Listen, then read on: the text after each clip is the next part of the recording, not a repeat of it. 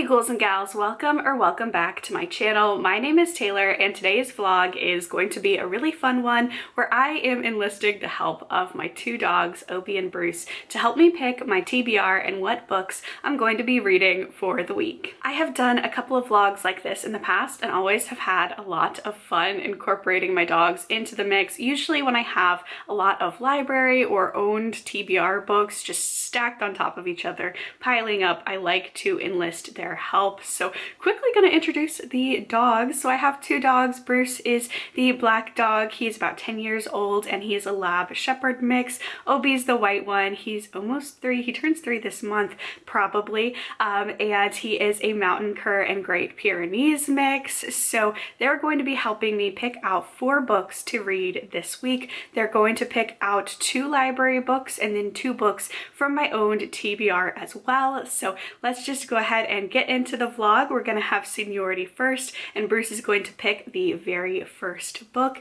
and it's going to be a horror book from my library TBR.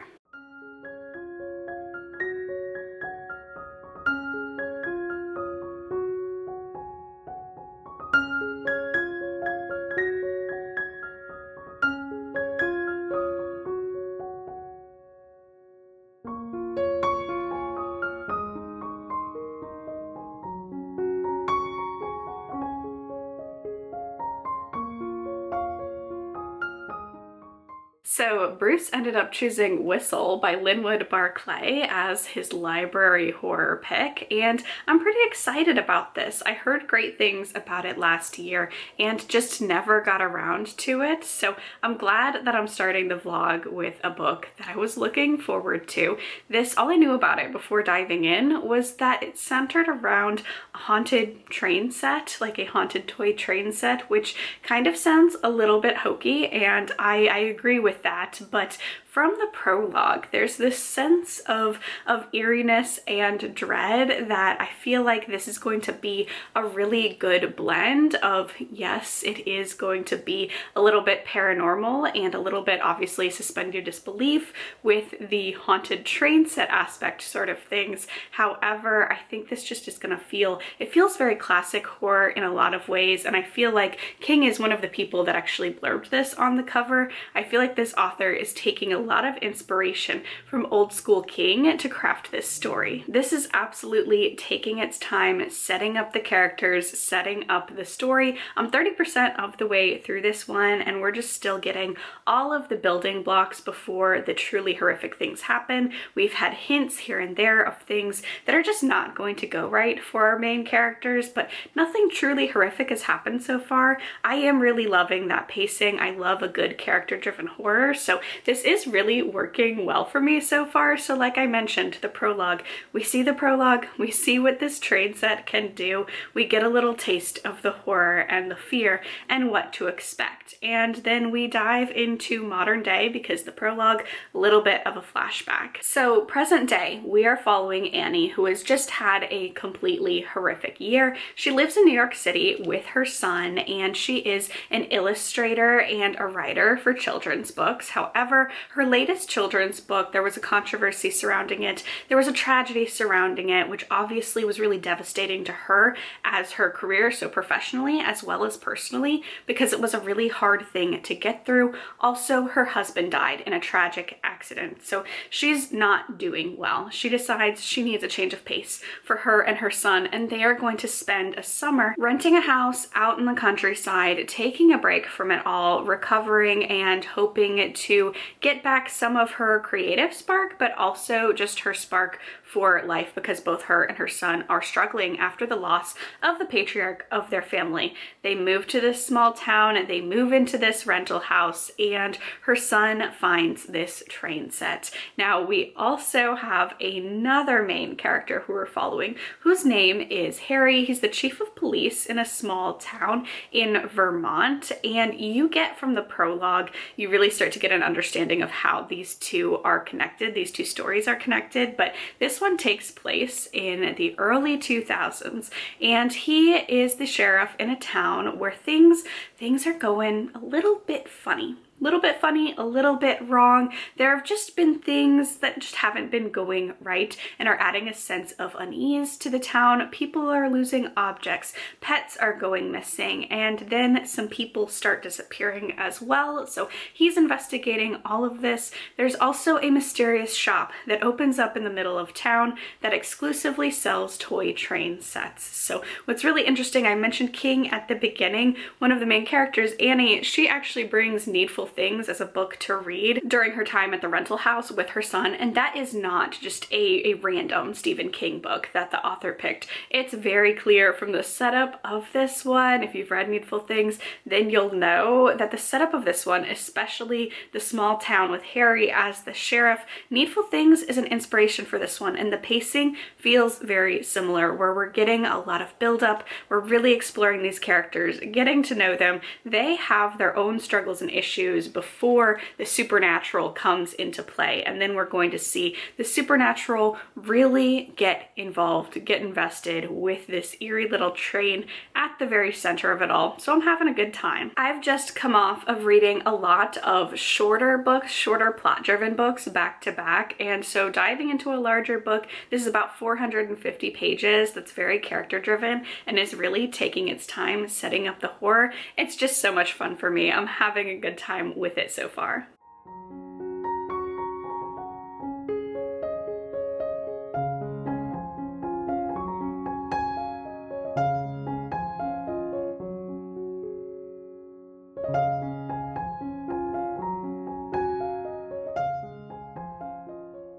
This is going to be a little bit of a shorter update, but I'm currently 50% of the way through Whistle by Linwood Barclay, and I'm just enjoying this one so much. I really love the way in which we have these two very distinct timelines, very distinct POV main characters, and you as the reader can see all these different little details, all of these different little things that are going to combine and connect these two timelines with the terror that is happening, the terror that is the common thread between the both of them. I'm just having a lot of fun. This is in-your-face paranormal horror. I love that. I love that. I love the slow pace of this one, and things are just really slowly upping the ante. I also like, as the reader, you have all of these pieces that the two main characters don't have. You see both timelines. You see how everything's coming together before the main characters obviously have a chance to, and it's fun sitting in that dread. It really is. So really enjoying my time with this one, and I'll update probably once I'm finished because it is bigger, it is slower paced, but I'm absolutely eating this one up.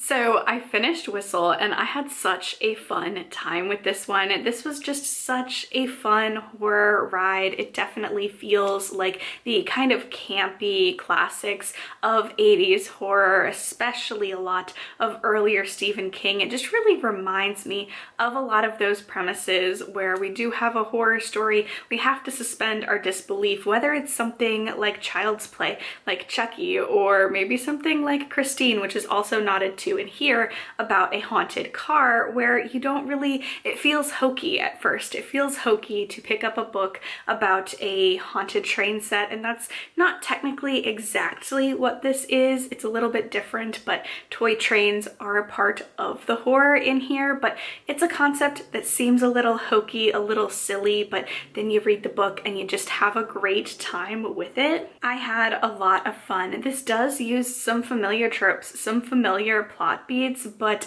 not necessarily in a way where they felt stale. It just felt like an homage to a lot of classic horror while feeling quite modernized as well, because one of the POVs is in present day, the other one takes place in 2001, and I really liked that setting. I'm excited to read more books like as they come out using the 2000s, the early 2000s as a time period, because I thought that was so nice. I liked the back and forth between those two very distinct eras in time, especially when it came to diving into some of the conversations about this book and about children utilizing toys like trains. So I just had a lot of fun with this. I feel like every other review for this is going to mention Stephen King a lot.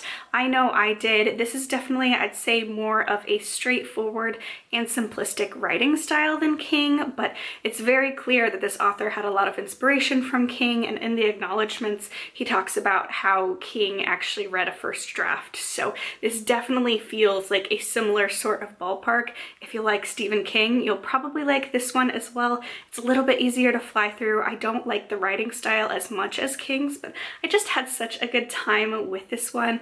I liked both POVs. For the most part, I do think that Harry's was just a little bit stronger, the detective point of view, but that does make sense because this is this author's first foray into horror. He's written a lot of books. This is not a debut, but it is a horror debut, and all of the other novels are crime mysteries. So you can see in the beginning of this one, the Also by Linwood Barclay, we have a lot of titles, which I don't know if I'll dive into because I just feel like I liked the horror aspects of this one, and knowing that the other books are more like traditional crime thrillers, I don't know, but I would be excited to check out another horror by this author. I had a lot of fun. It was a great way to kick off this vlog. We're gonna go ahead and have Obi pick out a book next because Bruce picked from 3 library books. We're gonna have Obi do the same, but we started the vlog out with horror, so we're gonna give Obi some sci-fi and some fantasy picks for him to choose from, and let's go ahead and see what I'm reading next.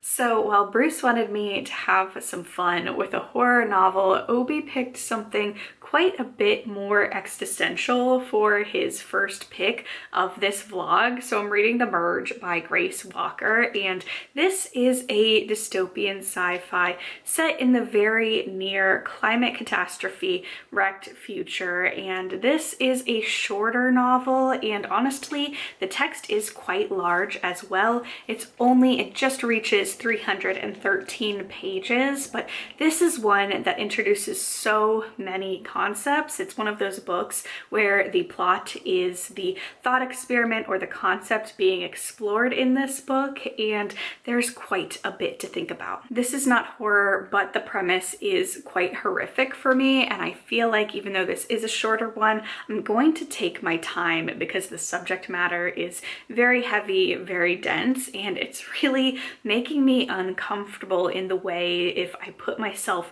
into the situation of these characters. It's a very isolating and fear-inducing situation that I know that I would want no part in. So we are following 2 main characters. We're switching back and forth between POVs, and it's a mother and daughter duo. So we're following the mother Lori and her daughter Amelia, and they have signed up to be a part of this merge. In this climate catastrophe wrecked future where resources are just so incredibly scarce, the solution that the British government has come up with is creating this thing called the merge, where 2 people can merge into one body. Both of their consciousnesses would be in one body, and they would take up less resources that way. So this has been going on for a little bit. At the start of this book, Lori and Amelia are entering into a sort of clinical trial, the next step in merge evolution, because Lori has Alzheimer's, and so this has never been done before, trying to merge someone with Alzheimer's with someone who doesn't. And they sign up. Chapter 1, you get the sense that Amelia is really the one pushing this one because she does not want to lose her mother. She doesn't want to lose her mother's mind or memories. Obviously, Alzheimer's is a horrific disease, and it's already starting to progress, and Lori is only in her early 60s, so it is early onset, and and Amelia is really having a hard time. Lori's having a hard time. And chapter 1, you feel like as though they've both determined that this is their only solution, their only option to keep themselves together, to especially maintain Lori's mental state. However, we go through this book and it's very clear. Chapter 1, you think, okay, at least I did, that I was like, this is very drastic. I don't understand, even with the stakes of losing your mind or losing the relationship that you have with your mother or your daughter, vice versa. This is a very, very drastic. It's a very drastic step to take. And you wonder why someone would choose to do this. As you go through this novel, you start to see that even when people choose to do this, it may not be a true choice or something that they would have chosen for themselves. There's a lot of external factors and pressures that are pressuring people into making this decision. And so I really appreciate what this one is doing with that bait and switch, where you think, okay, this is a weird, very out there sort of premise, and then you start seeing all of the pressure that the government, that the rich is putting on the everyday British citizen to do this, to make this merge. And it's increasingly becoming clear that there's not a lot of options for people to live on their own and just exploring, because we have not gotten to the merge yet. There is a time of preparation around 3 months where they are going through therapy to prepare for this merging of their minds into one body, and you meet a lot of different people. And chapter 1, you meet them, and again, you're kind of judging their choices to do this. Like, one of the couples is a man and a woman. The woman is pregnant, and the woman says because she's pregnant, that's why they're doing this merge. And that's really interesting. You don't understand why that would be an option. And then you go a little bit further, and this isn't really a big spoiler, but like chapter 3, chapter 4, you realize that you really essentially can't have a child anymore in the society unless you're ultra rich, because everything gets taxed so much and there's so much of a social stigma to becoming pregnant because resources are so scarce. So the government is really pushing this, and you see that some people do not have the choice to be merged. Like, they're talking about how in prisons, to combat overfilling of prisons, they're merging the prisoners without consent, and just seeing that this is clearly something that is a option for the wealthy, but the wealthy aren't picking it. It's the middle class, the lower class, everyone else who's being forced, who's being pressured into doing this merge. So as you're going through the book, even though this is still an out there sci-fi premise, you start to really understand in the context of the world and in the context of informed choices and economic choices and social choices that you have to make. You understand more of why some of these characters are being essentially forced to make this decision. And especially as you're following Lori, as you're following Amelia, you start to see that both of their reasonings is a lot more complex than what you think they are in chapter 1. And I find that really fascinating. What I also like is the storytelling style in Lori's POV chapters. Will have her make these observations, and then just a page or two later, she'll make the same observation. Sometimes the same exact sentence, sometimes it'll be tweaked a little bit, but just things like that, the way in which her POV is done and the way in which you really experience how she's in the early stages. So she knows what's going on, unfortunately, and she sees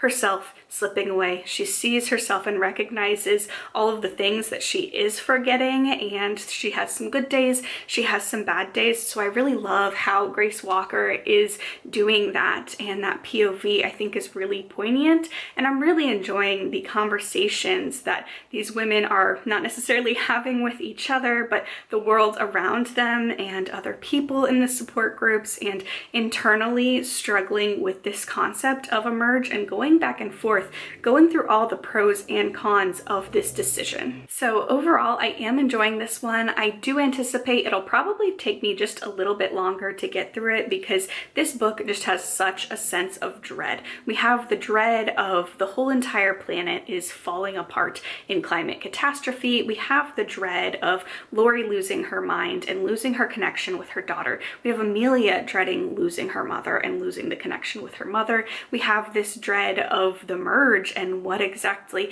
that represents, and reading about all of these different scenarios in which people are being forced to, being pushed to make this choice. There's just a lot of existential dread in here coming from a whole lot of different directions. So while I am enjoying it, I'm appreciating the story. This is very strong writing. It's a lot. It's a lot. It's dark. It's heavy. So thematic trigger warnings for, of course, Alzheimer's. If you've gone through a similar situation, obviously not the merge, but if you've had that relationship with a loved one and you've had to go through that, this could be quite triggering. And then also if you just have dread about climate change or the world kind of dissolving and going past a tipping point, that's in here. So just be wary of those themes, those triggers going into this one. It's good. It's heavy. I'm going to keep reading.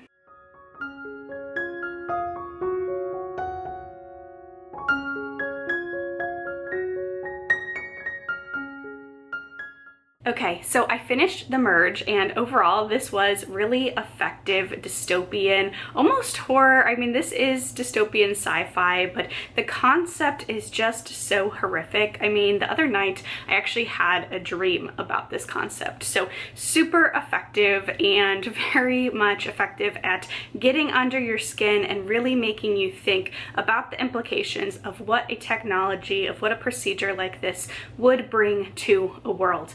Part 1 was absolutely perfect. This was divided into 2 different parts, and about around the 50% mark, 55% mark was when we had that switch from part 1 to part 2. I didn't feel like part 2 was as effective. I wish it just would have dove a little bit more into the larger world implications of this technology. I think that there were a lot of opportunities based on how the author took this story in part 2 to make some really big intersectional critiques about what things like the merge bring to the forefront about our society and about this society, and I just felt like that was a lot of missed opportunity there. I think the ending's gonna be super divisive. I didn't necessarily mind it. It feels very dystopian, but I do wish that just part 2 would have been handled a little bit differently. There is a needle drop. There is a plot twist that happens right at the end of this book, and based on how part 2 was structured, and this might sound just a little bit hard to follow if you haven't read this, but based on how part 2 was structured, I wish we would have gotten that revelation at the beginning of part 2 and then spent the rest of part 2 grappling with that alongside what we know in part 1. Or if we have that revelation, just have part 2 be a lot shorter. So overall, I do think this was a really solid debut, and it had a lot for me to think about and digest, and a truly horrifying concept. I just wish that it would have been either a little bit shorter if we were continuing to focus on just these 2 main characters and have it be very small in scope and focus on the merge at a personal level, or if we would have had it be this length, not novella length, to kind of dive into some of the other pairs and explore how things like sexism or racism could also impact who is getting pushed to be merged and who does not have that pressure to merge. So I just thought there's a little bit of a missed opportunity for critique in the second part of this one, but overall this was so effective, so spine chilling. Like, this is a book that I felt so much dread, especially in part 1 reading, and really this book, the concept is going to sit with me for quite some time about the technology and about the ideologies in this book. So very effective. I will be looking for more from Grace Walker because this was an incredibly effective debut, and now it is time for Bruce to pick out his second book. We're moving from library picks to my own owned TBR, and he's going to pick out some fantasy books.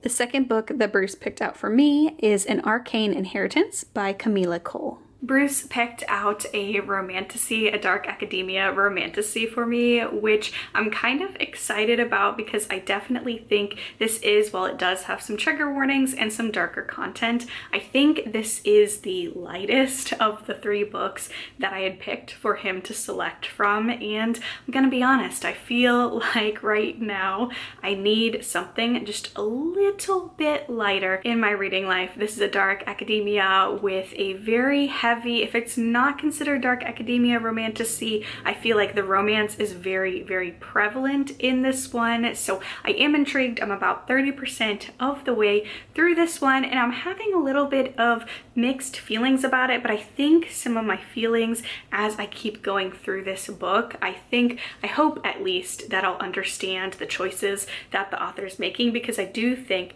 that they are deliberate choices. So this takes place at Warren Academy. It's a academy in Connecticut, college, an Ivy League school, and we are following main character Ellery, who is a Jamaican American, and she is attending this university. She's a freshman. However, she is a little bit of an unconventional freshman because she graduated from high school, didn't have the funds to go to college, so she has been working for a couple of years. So I believe she's 20 or 21 when she starts her freshman year, and things are not going well for her at this university. She was a star student in high school, but she's finding herself a little bit out of water, a little bit ostracized by just being around a bunch of freshmen who are in a different life stage than her, and the classes are super hard. She's also worried that the classes that she's taking are ones that she's just taking to fulfill a sense of obligation rather than what she actually wants to do with her career.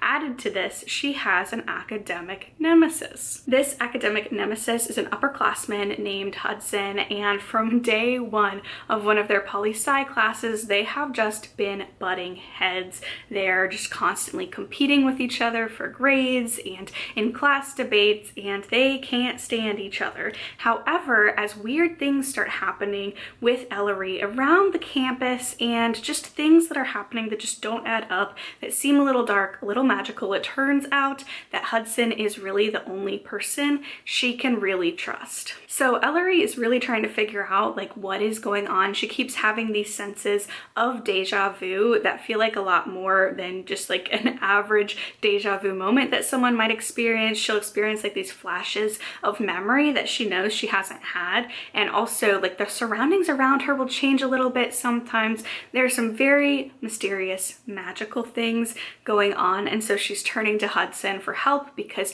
she feels like he's the only person that she can rely on for this.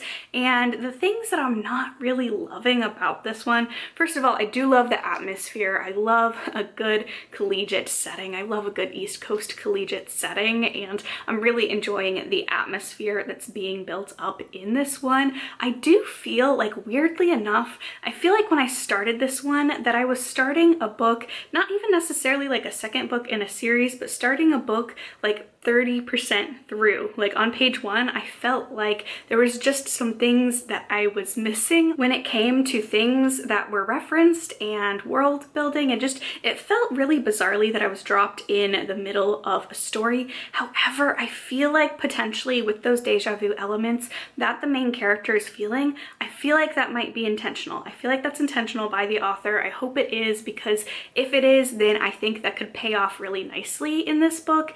If it's not, I'm feeling just a little bit lost and feeling just dropped in the middle of a story. And then also, this is very romance heavy. This is this author's not debut, but adult debut. It does read like adult. It doesn't read like YA at all, except for the romance. The romance in the relationship between Ellery and Hudson feels very, very juvenile, and they are both adults, but I'm not loving that back and forth sort of banter yet. It's one of those things where Ellery keeps talking so much about she hates him, she can't stand him, and they have this rivalry that it doesn't really seem like they do. It just feels like a couple of teenagers bickering at times, but that's not something that is stopping me from enjoying this book, from enjoying reading this book. And I'm really suspending, not my disbelief for that, but I am suspending judgment until later on, because I am really curious about this story and about the way that this story is being told. world. Narratively, I feel like,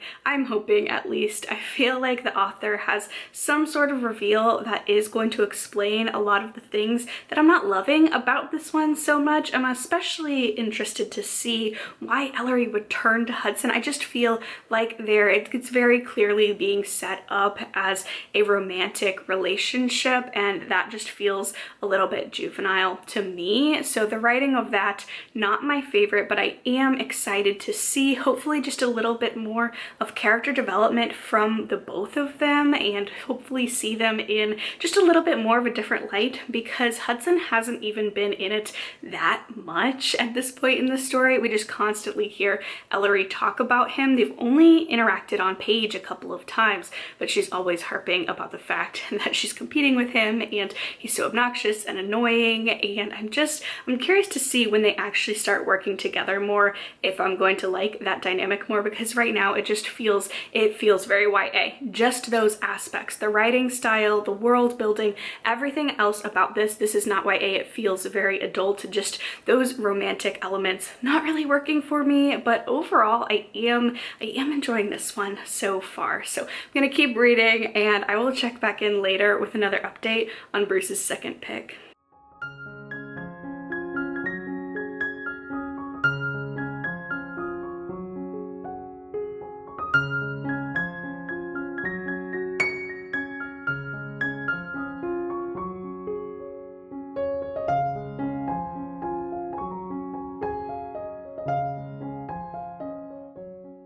I finished An Arcane Inheritance by Camila Cole, and I have really mixed feelings about this one. There was a lot in this book that I did appreciate. There was a lot that just didn't really work for me so much. So a little bit of an uneven sort of reading experience, but let's dive into what I liked, what I didn't like about this one, because I think people are going to have very, very different opinions about this one, especially based on the ending. And I would say even just like the last 15% of this is gonna make it or break it for you. Number one, I think I called this a romantasy at some point in this vlog. I wouldn't call it a romantasy. I'm not that familiar with that subgenre of fantasy, but I would say that this is like an urban fantasy, dark academia, real world setting with a very prominently featured romance, but I wouldn't say that it is romantasy, if that makes any sense. I think that's where this one lost me primarily, was that I never really bought into the romance. I didn't really care for it, which is interesting because I liked both Hudson and Ellery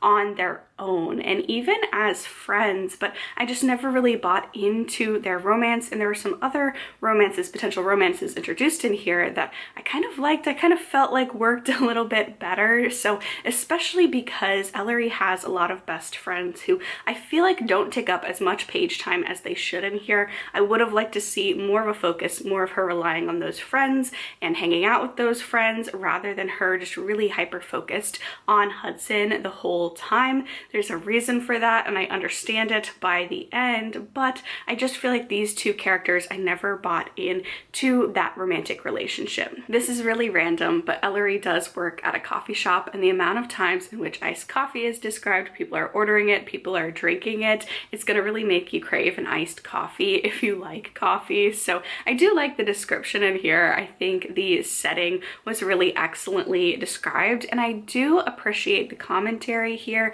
about what it's like being a non-white student at a primarily white university or institution. I also liked the fact that both Ellery and Hudson are Black. They have very different experiences entering into higher education. Ellery is the daughter of Jamaican citizens who send her to the United States to live with her aunt to follow her own American dream and make her way through America that way in order to become a lawyer and bring success to herself and the family. And that's very, very hard. Her family is not wealthy. She doesn't come from means, and so she's struggling a lot against various barriers that make attending college very hard.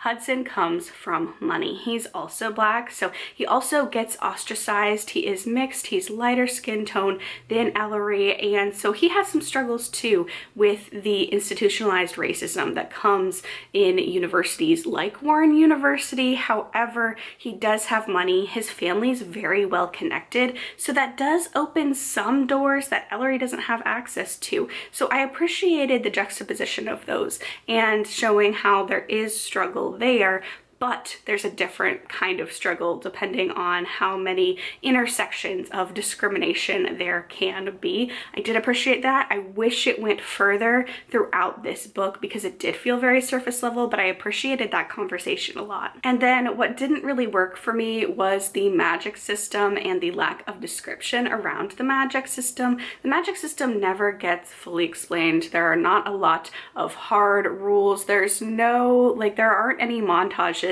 or character dumps, or like there's no scenes where a character is explaining what exactly the magic is and what it does and like how to use it, how to harness it. There's nothing like that in here. It's very, it's in there, it's prevalent, but it's not ever described, pinned down. There are no rules to this magic system that are explained, which is a little bit frustrating. What's cool about the magic system is that it plays with memory. I think that's a really fascinating concept. However, I do think it's a little bit frustrating to read a book about that concept because sometimes Ellery would be engaging with a certain kind of magic and she would forget things. She would forget what just happened to her especially, and that can be very frustrating as a reader because we obviously didn't forget, but Ellery did, and so then she has to relearn some of the same lessons and some of the same information, especially in the middle of this book. She has to constantly relearn things that we, the reader, already know, so that just kind of made the pacing feel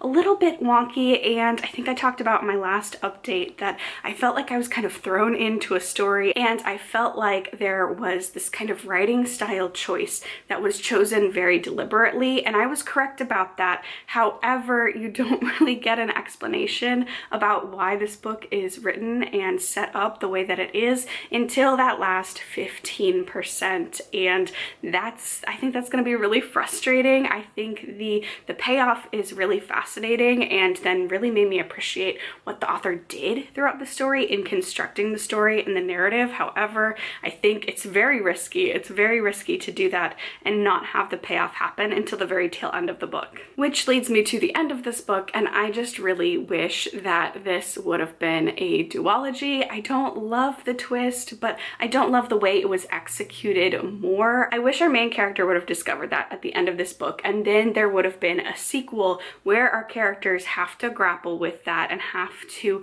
kind of change around what they're doing, how they're trying to accomplish their goals with this new knowledge, because I feel like the ending of this one wrapped up very fast, very suddenly, and I think that's a combination of it needed more time for not only the reader but Ellery to realize what was going on and to really grapple with the consequences of that and how that changes around pretty much everything in this book. I just think that this would have been better as a duology, but I do appreciate an author who is not afraid to take a very hit or miss trope for people and a very hit or miss literary device for people and use it at the end of this book. I think it's a very creative decision. It's a really risky one. It's going to either really pay off for people or really not pay off for people, but I did appreciate that. I just wish we had a little bit more time to breathe with that inside of the story. I also feel like just because of the memory and the magic of it all,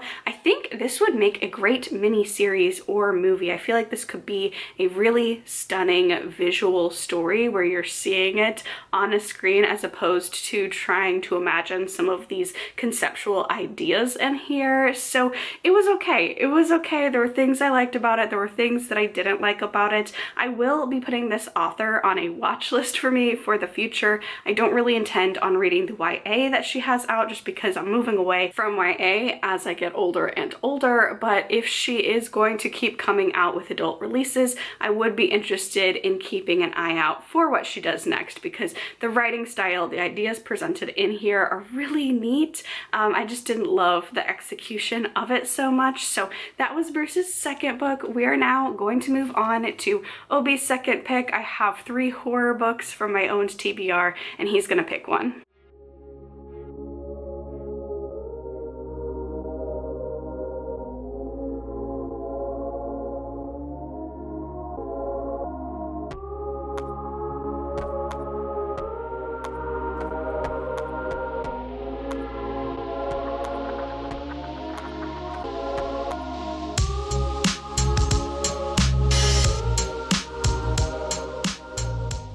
So I am about 60% of the way through Spoiled Milk by Avery Kieran, and Bruce and Obi apparently decided that the latter half of this video was going to be all about books in a school setting. This is very different. This is a horror, a gothic horror taking place in a school setting instead of like a dark academia fantasy, but the vibes are still there and I'm really, really loving this one. This book takes place in 1928 and we are at the Briarley School for Girls, and we are following our main character Emily. This is told in first person, but we're following her and her cohort of 6th-year girls as things are just going horribly wrong at this school. So we start off chapter 1, Violet, one of the girls, it's her 18th birthday. They're celebrating, everything is going great, and then Violet dies. It looks like it could be an accident, it could be a murder, and these other young women decide to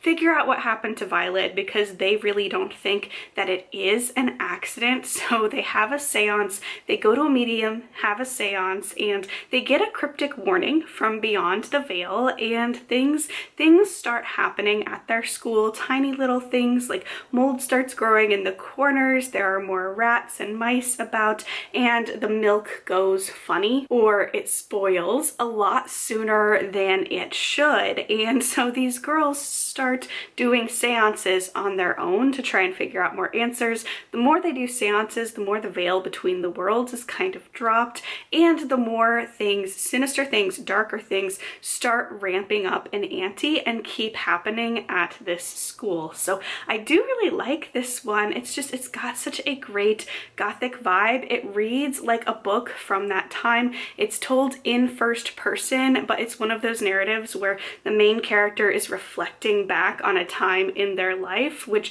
leads to some foreshadowing as the character will make a comment about, we didn't know it at the time, but this would lead to this, or something like that, or I didn't know this the last time I would see this person, which just adds a little bit of eerie foreshadowing. And in terms of first v third person, I generally like third person better, but I like first person when it's like this, when it's the main character who's a little bit removed from the story telling you the story. And Emily's an interesting main character. She's not the most likable, but her place in the story is very interesting. Again, it's 1928 and Violet was her very best friend. She was very obsessed. She's very obsessed with trying to figure out if Violet was murdered or not. And there might be some complicated feelings around her feelings towards Violet that are making her really want to dive into this mystery, and things that she has to unpack within herself about those feelings and what they mean for her. I do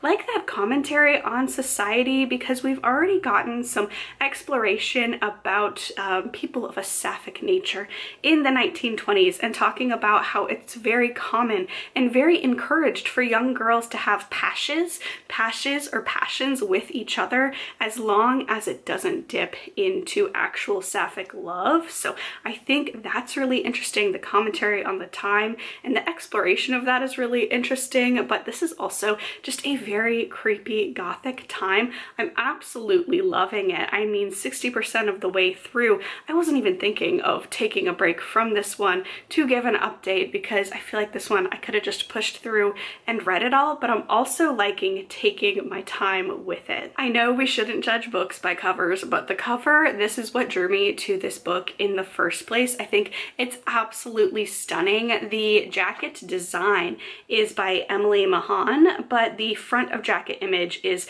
from The Bookman, which is a 1927 painting, illustration, something like that, which makes sense because I love the vintage style of this cover, and I feel like it really portrays what you're getting from this book. Again, it reads is like classic Gothic. You're going to have those scares, but it goes at almost a sedate pace. It's not thrilling. I wouldn't say it's that fast paced, and I'm really enjoying all of the seances that these girls are getting into. They're all 16, 17, some of them have just turned 18, and they're trying to navigate that weird space between this school, bad things are happening, their school mistresses don't really know what to do, and they feel like they kind of have to take care of themselves a little bit because they feel too old to be consoled like the younger girls, like the 11, 12-year-old girls at this school. But at the same time, as they're striving for that independence to be seen as adults, they still crave the comfort and they crave their school mistresses like telling them what to do and helping them through their grief. So I think that's really fascinating, and I'm just loving the seances that are in this book. So this is going really well for me. Cannot wait to finish it up.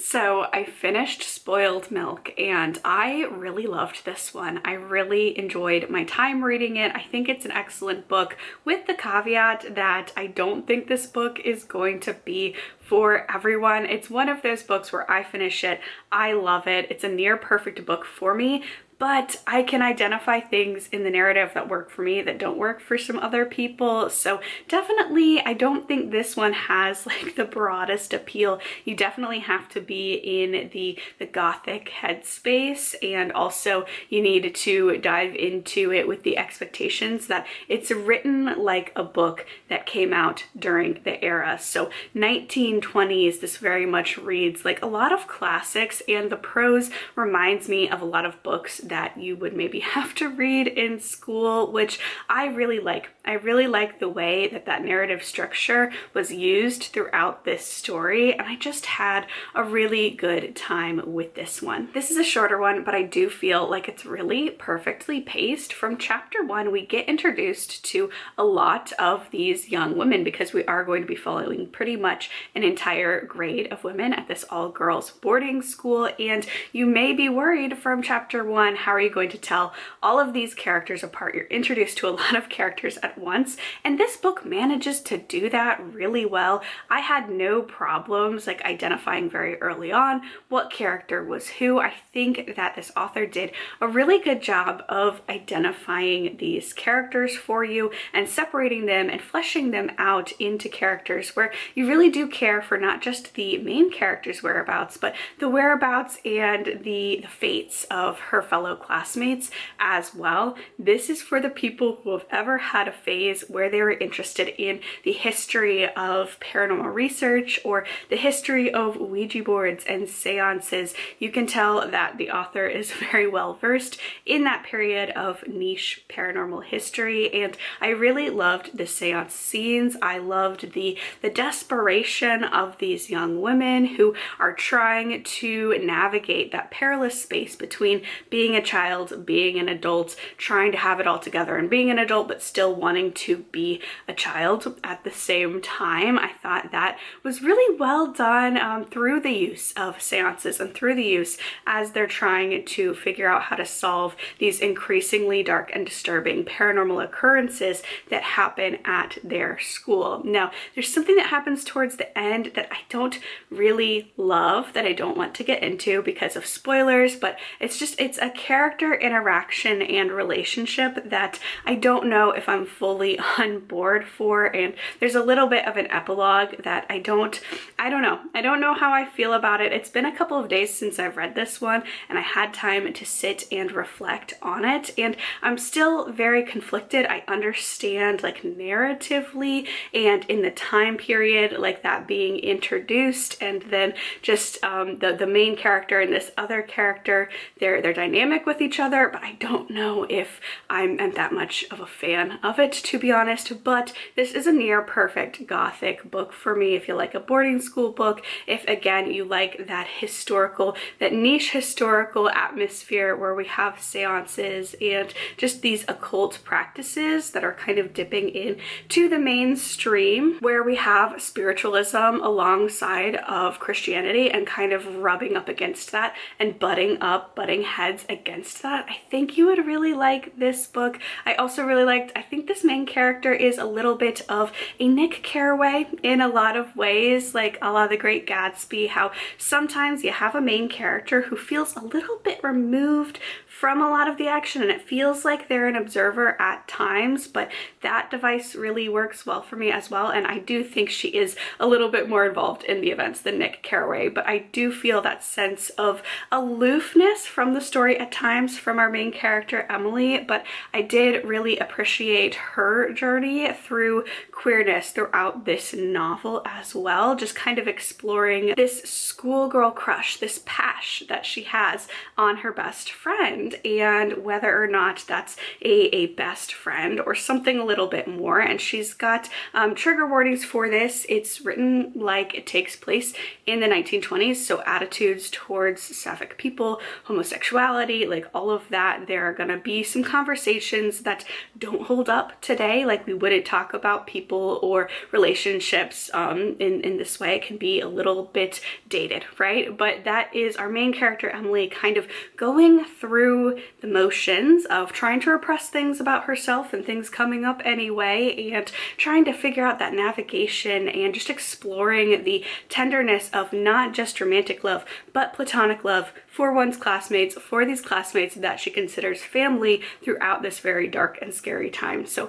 I really loved this one, and that is going to be it for this video. Bruce picked 2 great books, Obi picked 2 great books. I had a lot of fun, even with the ones that were a little more of a mixed bag. I definitely am glad that I got around to them. I love filming this kind of vlog because again, it's when I have like some decision paralysis when it comes to what book I should pick up next. It's nice bribing my dogs with some morsels. We're not going to say the TREAT word because they know that one and they will come running, but it's nice to bribe them, get them to pick out some books for me and have them be involved in this process. So thank you so much for watching. If you enjoyed this video, please be sure to give it a thumbs up, leave a comment down below, throw some dog emojis down below, and subscribe to my channel so you don't miss any of my future content. Stay safe, stay spooky, and I will see y'all in the next video. Bye!